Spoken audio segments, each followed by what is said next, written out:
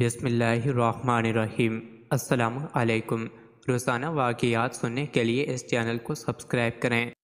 حضور صلی اللہ علیہ وسلم کے رلحت کے بعد کا واقعہ سناتے ہوئے حضرت بلال رضی اللہ عنہ فرماتے ہیں کہ حضور صلی اللہ علیہ وسلم کی وفات کے بعد ابو بکر رضی اللہ عنہ خلافت کے منصب پر فائز ہوئے اور رفتہ رفتہ تمام کاروبار حیات معمول کے مطابق چلنے لگے، مگر میری اپنی یہ حالت تھی کہ نظریں اب بھی حضور اقدس صلی اللہ علیہ وسلم کو تلاش کرتی تھیں۔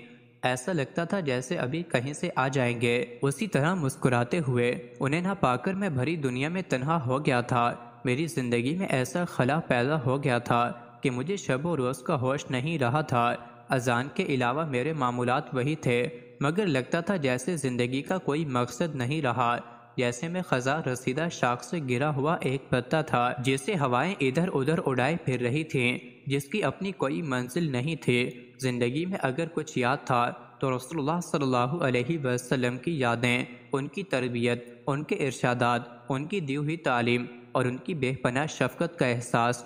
ابو بکر رضی اللہ عنہ کے انتقال کے بعد عمر فاروق رضی اللہ عنہ کی خلافت کی ابتدائی دور میں جہاد شام میں شریک ہو گیا اور رومیوں کے خلاف کئی معرکوں میں حصہ لیا۔ معرکے ختم ہوئے تو یہی شام ہی کے علاقے خولان میں سکونت اختیار کر لی۔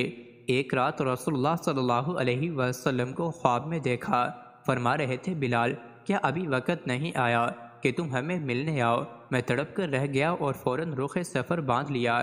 مدینے میں داخل ہوا، بیتابی عروج پر تھی، سیدھا روضہ اقدس پر پہنچا اور اس قدر رویا کہ لگتا تھا اب یہاں سے اٹھنا نہیں ہوگا۔ حضور صلی اللہ علیہ وسلم کے نواسے حسن رضی اللہ عنہ اور حسین رضی اللہ عنہما بھی میری خبر سن کر روضہ رسول صلی اللہ علیہ وسلم پر پہنچ گئے۔ ان کو دیکھ کر کیا کیا یاد آ گیا۔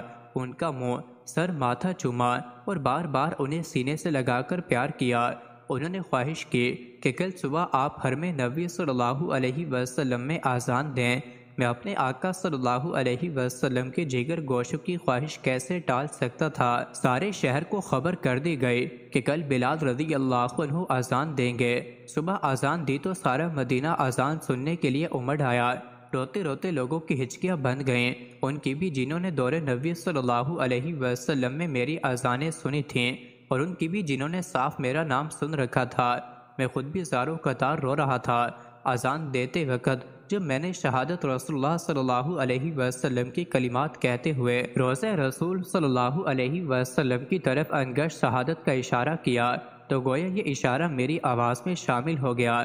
گھروں میں بیٹھی ہوئی خواتین بھی جو میری آواز سن رہی تھیں بےتاب ہو کر گھروں سے نکل آئیں۔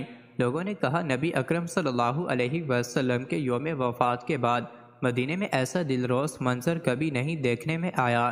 یہ میری آخری اذان تھی۔ میری اذان کی ابتدا بھی اسی مسجد سے ہوئی اور انتہا بھی وہیں ہوئی۔ مزید ایسے ہی ویڈیوز کے لیے چینل کو ضرور سبسکرائب کریں۔